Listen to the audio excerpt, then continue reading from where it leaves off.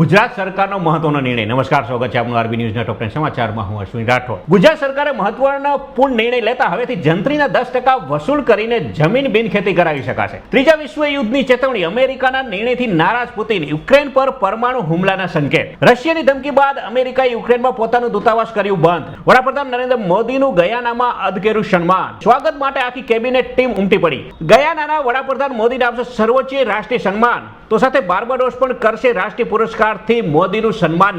મોટા આત્મઘાતી હુમલાથી હચમચી ઉઠ્યું પાકિસ્તાન. 18 સૈનિકોના થયા મોત. ડેનિયલ બેરેન બોય અને અલી અબુ અવાદને ઇન્દિરા ગાંધી શાંતિ પુરસ્કાર એનાયત. કેનેડાની મોટી જાહેરાત. ભારતનો પ્રવાસ કરી રહેલા લોકોની કરાશે વિશેષ સ્ક્રીનિંગ તપાસ. WWE ના ભૂતપૂર્વ CEO બનશે અમેરિકાના શિક્ષણ મંત્રી. ડોનાલ્ડ ટ્રમ્પે કરી મોટી જાહેરાત.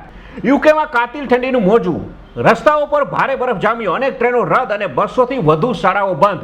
તો આ આજના ટોપ 10 ન્યૂઝ અને હું હતો આપની સાથે અશ્વિન રાઠોડ. જય હિન્દ, જય ભારત.